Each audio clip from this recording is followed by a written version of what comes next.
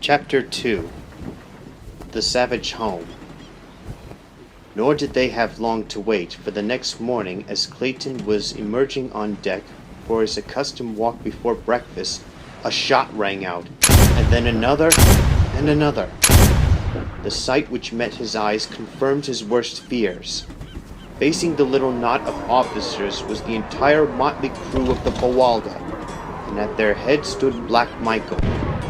At the first volley from the officers, the men ran for shelter, and from points of vantage behind masts, wheelhouse, and cabin, they returned the fire of the 5 men who represented the hated authority of the ship.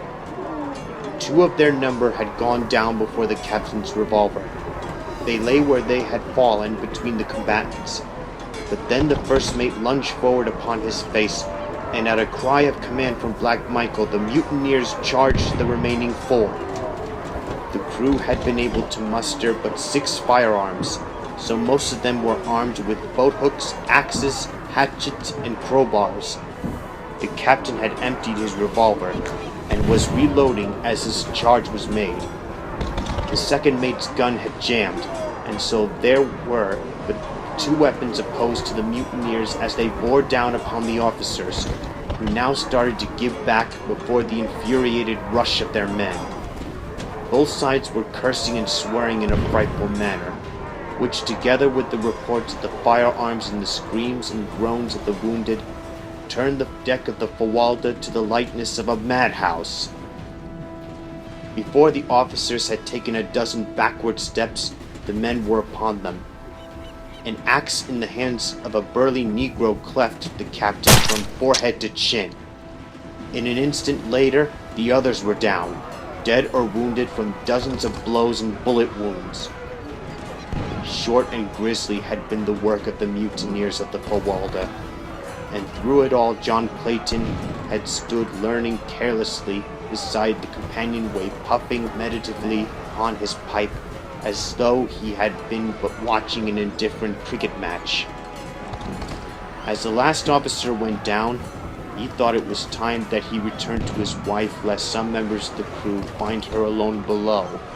Though outwardly calm and indifferent, Clayton was inwardly apprehensive and wrought up, for he feared for his wife's safety at the hands of these ignorant half-brutes, into whose hands fate had so remorselessly thrown them.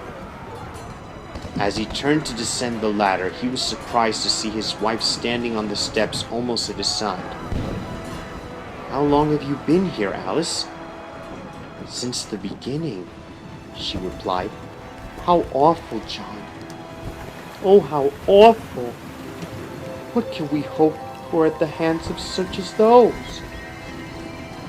"Breakfast, I hope," he answered, smiling bravely in an attempt to allay her fears. "At least," he added, "I'm going to ask them. Come with me, Alice. We must not let them think we expect any but courteous treatment." The men had by this time surrounded the dead and wounded officers, and without either partiality or compassion, proceeded to throw both living and dead over the sides of the vessel. With equal heartlessness, they disposed of their own dead and dying. Presently one of the crew spied the approaching Claytons, and with the cry of "Here's 2 more for the fishes!" rushed toward them in uplifted axe. But Black Michael was even quicker, so that the fellow went down with a bullet in his back before he had taken half a dozen steps. With a loud roar, Black Michael attracted the attention of the others, and pointing to Lord and Lady Greystoke, cried, "These here are my friends, and they are to be left alone. Do you understand? I'm captain of this ship now, and what I say goes," he added, turning to Clayton. "Just keep to yourselves and nobody'll harm ye." And he looked threateningly upon his fellows. The Claytons heeded Black Michael's instructions so well that they saw but little of the crew and knew nothing of the plans the men were making. Occasionally, they heard faint echoes of brawls and quarreling among the mutineers, and on 2 occasions the vicious bark of firearms rang out in the still air. Black Michael was a fit leader for this band of cutthroats, and withal held them in fair subjection to his rule. Land ho! On the 5th day following the murder of the ship's officers, land was sighted by the lookout. Whether island or mainland, Black Michael did not know, but he announced to Clayton that if investigation showed that the place was habitable, he and Lady Greystoke were to be put ashore with their belongings. You'll be alright there for a few months, He explained. and by that time we'll have been able to make an inhabited coast somewheres and scatter a bit. Then I'll see that your government's notified where you be, and they'll soon send a man of war to fetch you off. It would be a hard matter to land you in civilization without a lot of questions being asked. None of us here has any convincing answers up our sleeves. Clayton remonstrated against the inhumanity of landing them upon an unknown shore to be left to the mercy of savage beasts and, possibly, still more savage men. But his words were to no avail, and only tended to anger Black Michael, so he was forced to desist and make the best he could of a bad situation. About 3 o'clock in the afternoon, they came about off a beautiful wooded shore opposite the mouth of what appeared to be a landlocked harbor. Black Michael sent a small boat filled with men to sound the entrance in an effort to determine if the Fuwalda could be safely worked through the entrance. In about an hour, they returned and reported deep water through the passage as well as far into the little basin. Before dark, the barkentine lay peacefully at anchor upon the bosom of the still, mirror-like surface of the harbor. The surrounding shores were beautiful, with semi-tropical verdure, while in the distance the country rose from the ocean and hill and tableland almost uniformly clothed by primeval forest. No signs of habitation were visible, but that the land might easily support human life was evidenced by the abundant bird and animal life of which the watchers of the Fuwalda's deck caught occasional glimpses, as well as by the shimmer of a little river which emptied into the harbor, ensuring fresh water in plenitude. As darkness settled upon the earth, Clayton and Lady Alice still stood by the ship's rail in silent contemplation of their future abode. From the dark shadows of the mighty forest came the wild calls of savage beasts, the deep roar of a lion, and occasionally the shrill scream of a panther. The woman shrank closer to the man in terror-stricken anticipation of the horrors lying in wait for them in the awful blackness of the nights to come, when they should be alone upon that wild and lonely shore. Later in the evening, Black Michael joined them long enough to instruct them to make their preparations for landing on the morrow. They tried to persuade him to take them to some more hospitable coast near enough to civilization, so that they might hope to fall into friendly hands, but no pleas, or threats, or promises of reward could move him. I'm the only man aboard who would not rather see you both safely dead. While I know that's a sensible way to make sure of our own necks, yet Black Michael's not the man to forget a favor. He saved my life once. In return, I'm going to spare yours. That's all I can do. The men won't stand for anymore, and if we don't get you landed pretty quick, they may even change their minds about giving you that much show.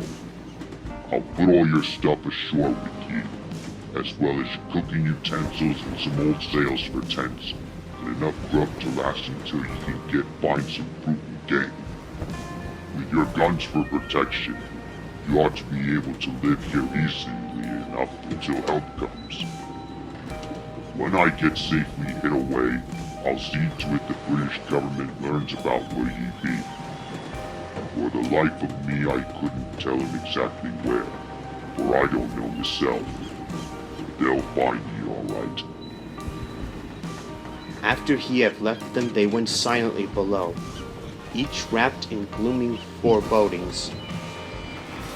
Clayton did not believe that Black Michael has the slightest intentions of notifying the British government of their whereabouts, nor was he any too sure but that some treachery was contemplated for the following day, when they should be on the shore with the sailors who would have to accompany them with their belongings. Once out of Black Michael's sight, any of the men might strike them down, and still leave Black Michael's conscience clear. And even should they escape that fate, was it not but to be faced with far graver dangers? Alone?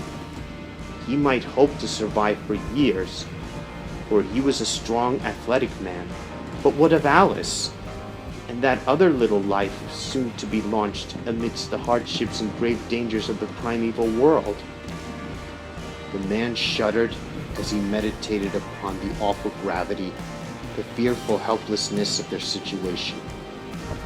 But it was a merciful providence that prevented him from foreseeing the hideous reality which awaited them in the grim depths of that gloomy wood. Early next morning, their numerous chests and boxes were hoisted on deck and lowered to waiting small boats for transportation to shore. There was a great quantity and variety of stuff, as the Claytons had expected a possible 5 to 8 years' residence in their new home. Thus, in addition to the many necessities they had brought, there were also many luxuries. Black Michael was determined that nothing belonging to the Claytons should be left on board. Whether out of compassion for them, or in furtherance of his own self-interest, it would be difficult to say. There was no question but that the presence of property of a missing British officer upon a suspicious vessel would have been a difficult thing to explain in any civilized port in the world. So zealous was he in his efforts to carry out his intentions that he insisted upon the return of Clayton's revolvers to him by the sailors in whose possession they were. Into the small boats were also loaded salt meats and biscuit, with a small supply of potatoes and beans, matches and cooking vessels, and a chest of tools, and the old sails which Black Michael had promised them. As though himself fearing the very thing which Clayton had suspected, Black Michael accompanied them to shore, and was the last to leave them with the small boats.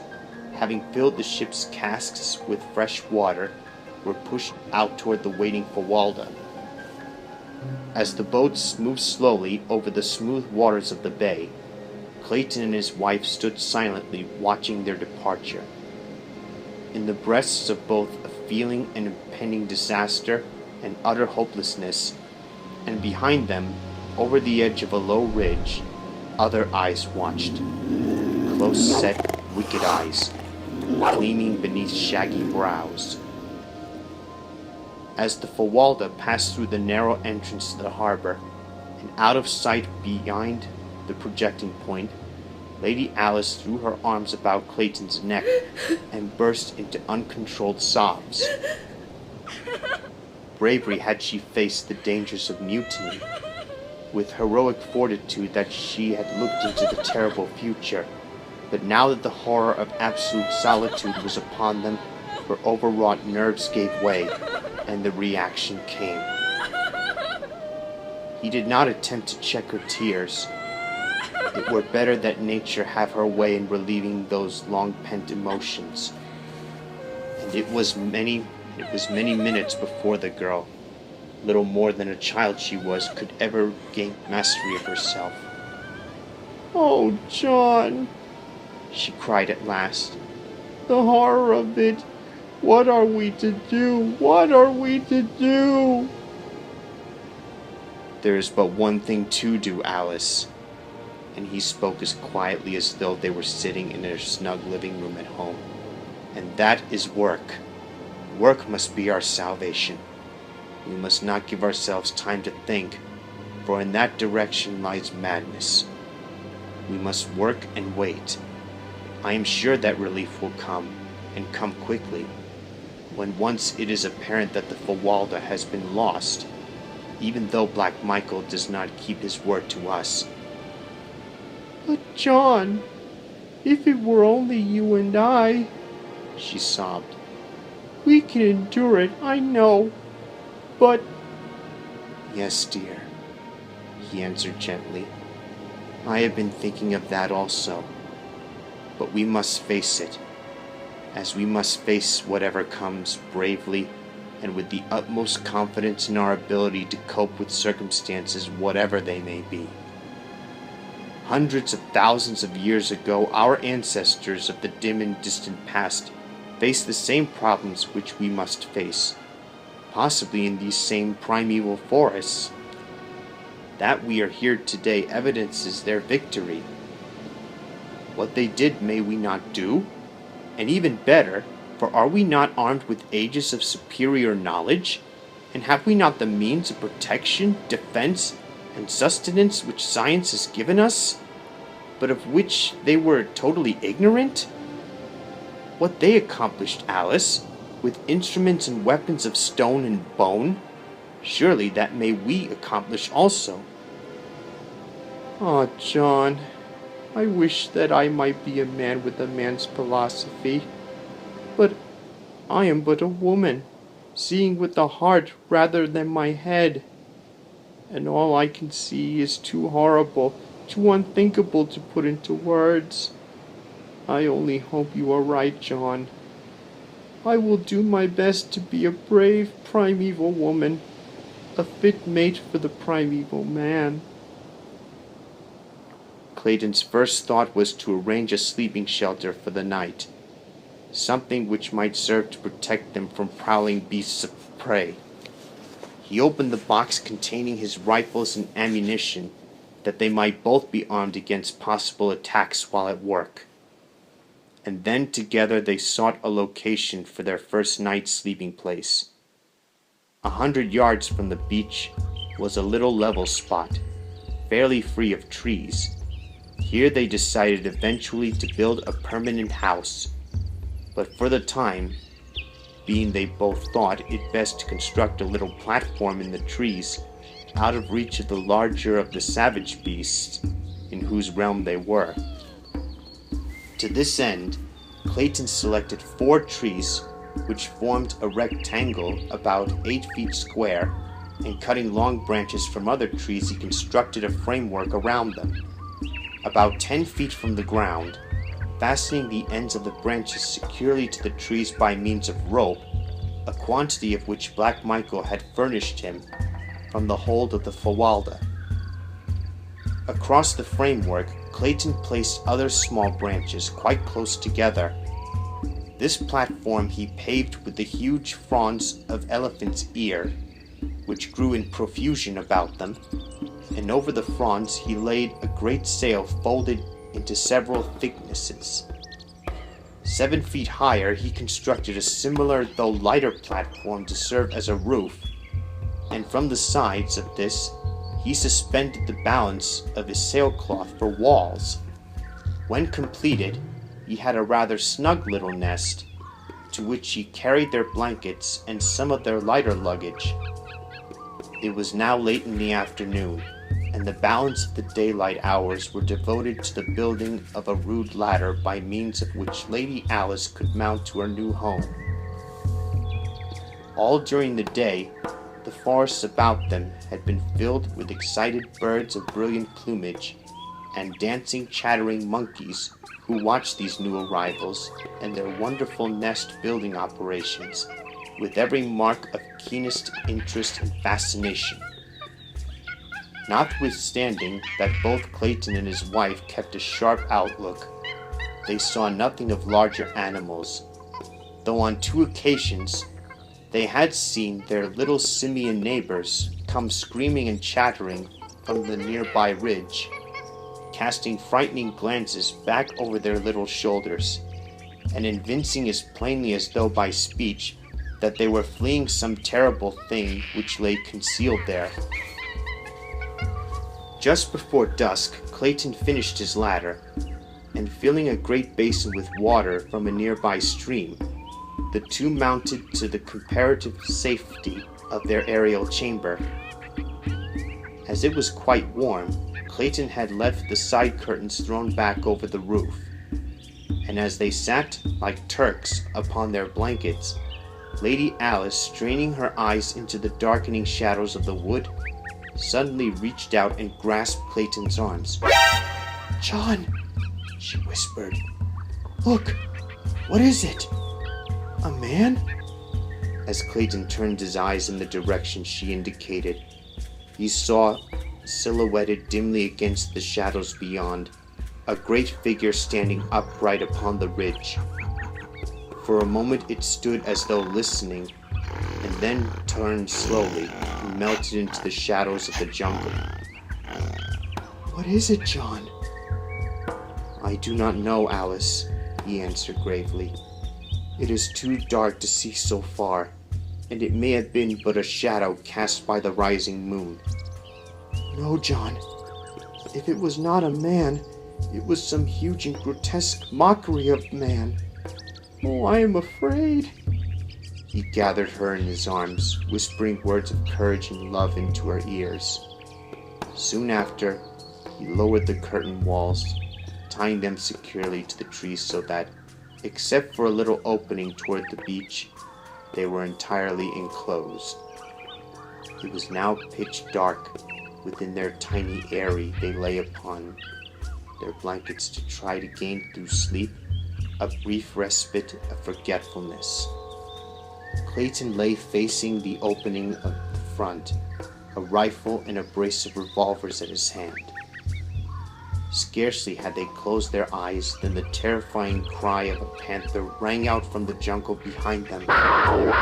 Closer and closer it came, until they could hear the great beast directly beneath them. For an hour or more they heard it sniffing and clawing at the trees which supported their platform, but at last it roamed away across the beach, where Clayton could see it clearly in the brilliant moonlight. A great, handsome beast, the largest he had ever seen. During the long hours of darkness, they caught but fitful snatches of sleep, for the night noises of the great jungle, teeming with myriad animal life, kept them overwrought nerves on edge, so that 100 times they were startled to wakefulness by piercing screams, or the stealthily moving of great bodies beneath them.